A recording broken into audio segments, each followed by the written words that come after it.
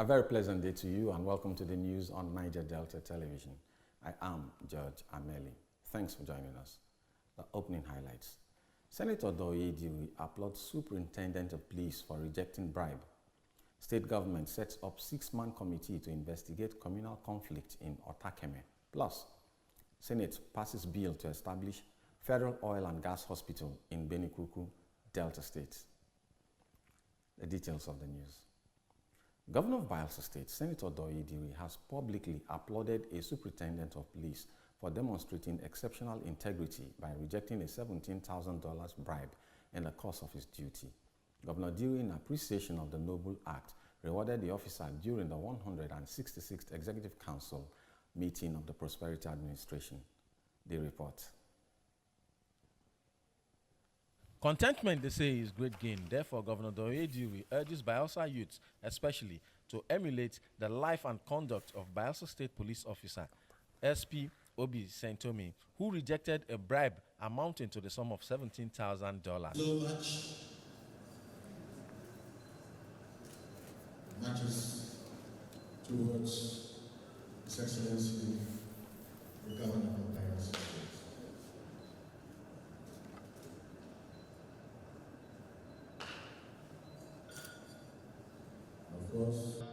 Today, we are celebrating SP Saint-Tome Obi. In these days of money ruling the world, at the time he rejected $17,000, he may not even have $500 in his pocket. But because he was well brought up, because he knows that a good name is better than riches, he rejected the money that he does not have. And today, he has a good name. In furtherance of his appreciation, Governor Diri promises to recommend promotion for the officer in question to his superiors at the federal level. Recall that a case of fraud was cracked by the Zonal Cybercrime Unit in Rivers State, led by Superintendent of Police Saint-Tome Obi. The suspects offered a bribe of $17,000, which the police officer rejected. A very proud Bayelsa State governor, reacting to the act of piety, pronounced glad tidings on the officer. As the Chief Security Officer of Bayelsa State and as the Governor of Bayelsa State, and when we have good behavior, we also reward very good behavior. So to that effect, you are hereby rewarded with a 3-bedroom flat to be built by the Bayelsa State government for you, and also with a car that will befit your stature. Governor Diri had kind words for the police officer. We thank you for making Bayelsa State proud. Thank you for being an image maker for the Nigerian police. The governor also, during the same Executive Council meeting, rewarded members of Team Bayelsa to the last National Sports Festival for their podium finish in different dimensions, with gold medalist carting home the sum of 1 million naira, silver medalist 700,000 naira, and bronze medalist 300,000 naira. We want to thank God, and we want to thank His Excellency Senator Doye, the governor, and his allied dependable Deputy Governor, Senator Lawrence Urijakwa. You know, to whom much is given, much is expected. From the Executive Council chambers in Government House, Yenagwa, George Ameli reporting for NDTV News. The Bayelsa State government has set up a 6-man committee to investigate the lingering intra-communal conflict in Otakeme, in Ogbia local government area of the state, in a bid to restore enduring peace and stability. The Deputy Governor, Senator Lawrence Urijakwa, on Tuesday constituted the committee during a meeting with stakeholders of Otakeme community in Government House, Yenagwa. A statement issued by the Senior Special Assistant to the Deputy Governor, Mr. Dobara Atasi, announced membership of the committee to include the Commissioner for Community Development, Honorable Alfred Belemote Watson, the Commissioner for Information, Strategy and Orientation, Ebiawa Koku Obuyai, and the Chairman of Ogbia Local Government Council, Mr. Golden Jeremiah.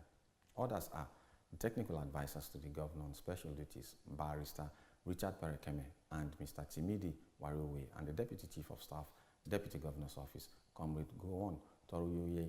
The statement quoted the Deputy Governor as charging members of the committee to painstakingly look into the issues surrounding the leadership tussle in Otakeme community and submit its report to government within 3 weeks for necessary action. Senator Erijakwa, who mandated members of the committee to wade into allegations leveled against the chairman of the Otakeme Council of Chiefs, urged the committee to ensure fair hearing for all parties involved in the dispute. He advised the people to sink their differences and encourage a harmonious and peaceful coexistence, noting that a community such as Otakeme should not allow itself to be embroiled in leadership issues that had lingered for the past 52 years.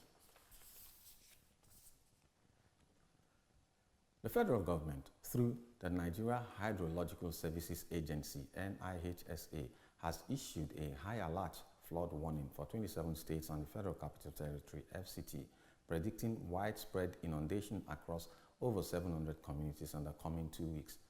In a statement released on Tuesday, Omar Muhammad, Director General of NIHSA, said the warning is based on fresh hydrological forecasts which align with the agency's 2025 annual flood outlook published in April. Muhammad said the agency expects severe flooding in 739 communities across 162 local government areas between July 22nd and August 5, and has placed key cities such as Lagos and Abuja on the watch list. The 27 states include Adamawa, Akwa Ibom, Anambra, Bauchi, Bayelsa, Imo, Taraba, amongst others. A non-governmental organization, State Peace Architecture, SPA, has taken a bold step in the fight against substance abuse by organizing a Stop Drug Advocacy campaign at the Niger Delta University, NDU Amasoma. The event, which brought together students, stakeholders, and civil society actors, aimed to raise awareness and encourage young people to make better choices. Correspondent Janet Tuomote tells us more. Speaking during the courtesy visit by the State Peace Architecture, the Deputy Vice Chancellor of NDU, Professor Tombra Kingdom, after thanking SPA members for the move, expressed concern over the rising rate of drug abuse. In fighting against drug abuse and some of these criminalities, even though we want peace, we also prepare for the worst. So I love what you were doing, and we want to, since you said you want collaboration with us, we accept to do that collaboration with you. The State Peace Architecture Secretary, Dr. Priye Inebraton, who represented the chairman, read out the obligations of SPA, gave reasons for the visit. What are those things that cause insecurity in our environment? And among them is drug abuse. Because most persons, I was getting a brief from my colleagues that a man killed somebody in Delta State just yesterday. And when he was interrupted and when he was interviewed, he said he's as a result of drugs. A representative of the National Drug Law Enforcement Agency, Mr. Godwin Erepa, urged students to stay away from drug and focus on building a brighter future. Here to study and graduate from this school. But if you have studies and drugs, you can never graduate. There are so many people out there. They desire to be here, but because of drugs, they are not here today. While speaking with the media, the president of National Union of Bayelsa State Students, Bayelsa State Chapter, Enrico Cavallari, encouraged fellow students not to turn to drug no matter the situation. Our youth are addicted to drugs a lot, and it's affecting our youth. But with the help of this sensitization ongoing by different organizations and by the drug law enforcement agencies, I believe it's reducing a lot in Bayelsa State. Students against drugs is going to be very helpful because it will help them for their health. It's going to help them mentally, health-wise, and to make them to be able to live longer in life and to be able to think properly. Highlight of the event was the powerful Say No to Drug pledge taken by students, followed by a symbolic drug-free walk around the campus. Janet Tuomute, NDTV News. The African Democratic Congress, ADC, has criticized President Bola Tinubu's administration for celebrating Nigeria's rebased gross domestic product, GDP, describing the move as economic cosmetics that fails to address the suffering of ordinary Nigerians. In a statement on Tuesday, Malam Bolaji Abdullahi, the party's national publicity secretary, said the federal government was using the rebased GDP figures as a public relations tool to mask deeper economic failures and widening poverty. The party said, despite government officials touting a higher GDP number, most citizens were worse off, with food shortages, inflation, unemployment, and poor infrastructure undermining their daily struggles. The ADC also accused the federal government of using the new GDP figure to justify further borrowing while failing to practice fiscal discipline. According to the ADC, the present administration has failed to deliver on its promise of diversifying the economy and has instead relied on shallow, headline-driven reforms. The party warned that no amount of statistics adjustment could solve the country's glaring economic problems. Should you just be joining us, you're onto the news on Niger Delta Television. On the headlines so far, Senator Doyidiri applauds Superintendent of Police for rejecting bribe. State government sets up 6-man committee to investigate communal conflict in Otakeme. Still to come in the news, Senate passes bill to establish Federal Oil and Gas Hospital in Benikuku, Delta State. Details of these and other stories will be brought to you after the break. Please stay with us. Welcome to Niger Delta Television News and Current Affairs Department at the NS Ikoli Media Complex, Yen Yanagwa, Bayelsa State. One of NDTV's traditional objectives is to disseminate information with renewed vigor. We build teamwork for accountability, efficiency, and accuracy. Our community reports, eyewitness accounts, current affairs discussions are detailed and competitive. As NDTV reporters, undiluted report is our goal. We gather the news and bring it to you just as it is. Our cameras are poised to get in the story behind the story in an in-depth news report. Our new digital equipment are top-notch with clearer visuals and audio. NDTV is repositioned to serve you better. Join us on the news every day at 7 a.m., 12 p.m., and our major bulletin at 7:30 p.m. on Channel 25 UHF. NDTV, crystallizing the vision.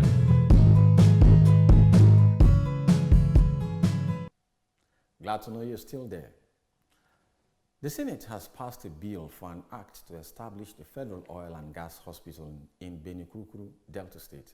The passage was sequel to the presentation and consideration of the report of the Committee on Health, Secondary and Tertiary on Federal Oil and Gas Hospital, Benikuku, established Bill 2025 SB 847 by the Chairman, Senator Ipalibo Harry Banigo, PDP, Rivers West.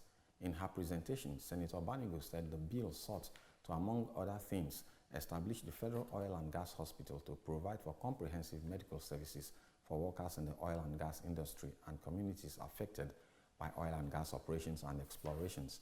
According to Banigo, the bill received overwhelming support from a wide array of stakeholders at the public hearing. The Senate, after a clause-by-clause consideration of the bill, passed the document. From the entertainment scene, singer Davido remembers his late son, Ifeanyi, sharing an emotional post about how much he misses him. For more on entertainment, now news, let's join Favor Aliko. Nigerian singer Davido Adeleke recently took to social media to remember his late son, Ifeanyi Adeleke, who tragically passed away in 2022. In a post, Davido shared emotional words expressing how much he misses his son, describing the pain of losing him and how the memory of Ifeanyi remains deep in his heart.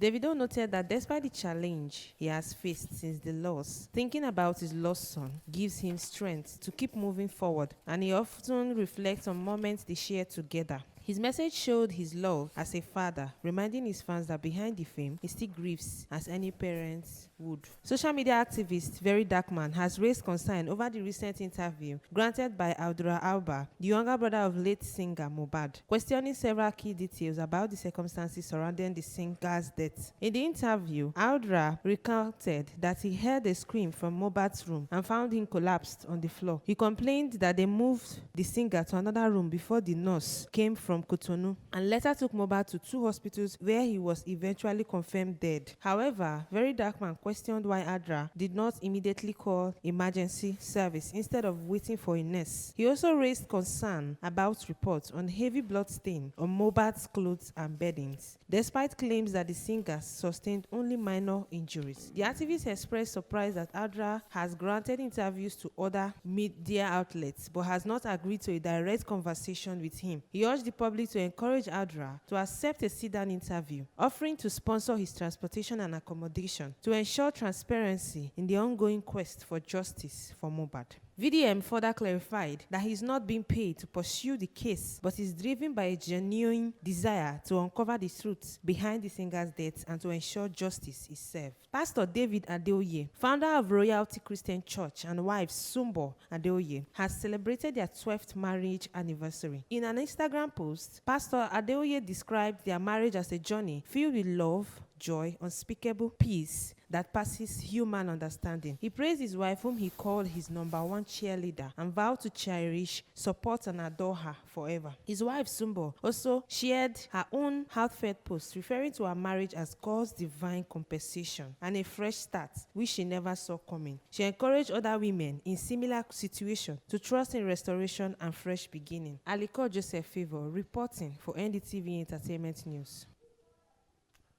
From our international desk, Zambia seeks to save millions of dollars annually in fuel import costs as she signs $1.1 billion deal to build a major oil refinery in Ndola, Copperbelt province. For details of this and more foreign stories, let's join kindly Ben Walson.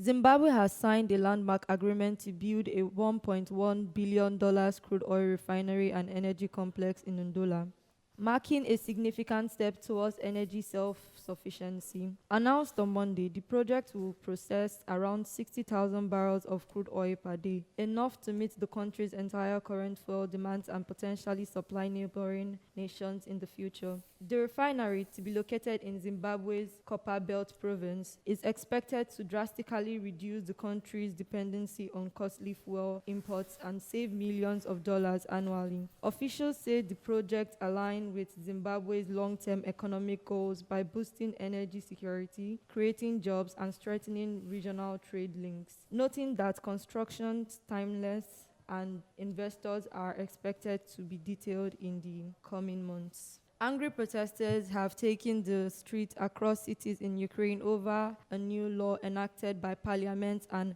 assignated by the president Volodymyr Zelensky. Protesters say the new law is targeted by the country's anti-corruption bodies and shall weaken their corruption. The new law grants the prosecutors general control of the National Anti-Corruption Bureau and Special Anti-Corruption Prosecutor's Office, a move critics say would undermine their authorities. In the address to the people on Wednesday, Zelensky said both agencies would still work but need to be cleared of Russian influence. President Donald Trump has announced a major trade agreement between the United States and Japan, describing as one of the largest deals in history. Japan has agreed to invest $550 billion in the U.S., while its goods sold to America would be taxed at 15% when they reach the country, below the 25% tariffs Trump had threatened. The deal includes expanded access for American goods in the Japan market, particularly the automotive and agricultural sector. Japan's Prime Minister Shigeru Ishiba expressed approval of